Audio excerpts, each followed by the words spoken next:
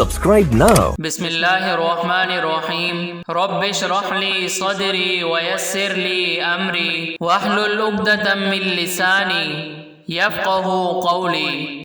قرآن مجید کی سورہ نساء میں اللہ تعالیٰ کے ایک ارشاد کا مفہوم ہے، اللہ تکبر کرنے والے، بڑائی مارنے والے کو دوست نہیں رکھتا۔ قرآن مجید کی سورہ النحل میں اللہ تعالیٰ کے ایک اور ارشاد کا مفہوم ہے، سو دوزخ کے دروازوں میں داخل ہو جاؤ، ہمیشہ اس میں رہو گے، اب تکبر کرنے والوں کا برا ٹھکانہ ہے۔ قرآن مجید کی سورہ نحل میں اللہ تعالیٰ کے ایک اور ارشاد کا مفہوم ہے، تمہارا معبود تو اکیلا اللہ ہے، تو جو آخرت پر ایمان نہیں رکھتے ان کے دل انکار کر رہے ہیں اور وہ سرکش ہو رہے ہیں۔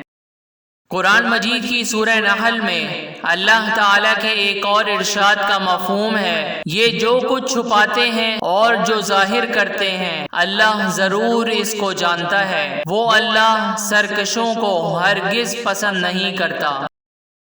قرآن مجید کی سورہ لقمان میں اللہ تعالیٰ کے ایک اور ارشاد کا مفہوم ہے، اور از راہ غرور لوگوں سے گال نہ پھیلانا اور زمین میں اکڑ کر نہ چلنا کہ اللہ کسی اترانے والے خود پسند کو پسند نہیں کرتا۔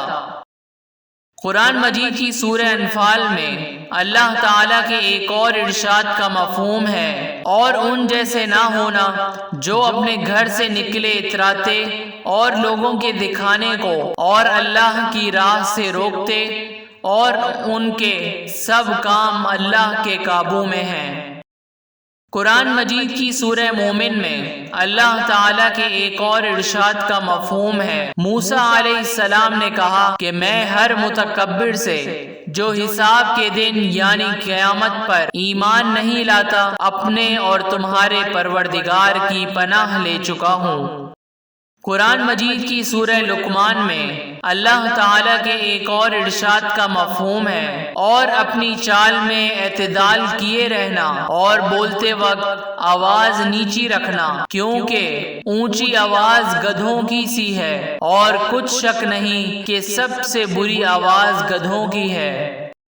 قرآن مجید کی سورہ مومن میں اللہ تعالیٰ کے ایک اور ارشاد کا مفہوم ہے، جو لوگ میری عبادت سے از راہ تکبر کنیاتے ہیں ان قریب جہنم میں ذلیل ہو کر داخل ہوں گے۔ نیکی کی باتیں دوسروں تک پہنچا کر اپنا دینی فریضہ ادا کریں، اور ہماری حوصلہ افزائی کے لیے ہمارے چینل کو ضرور سبسکرائب کریں۔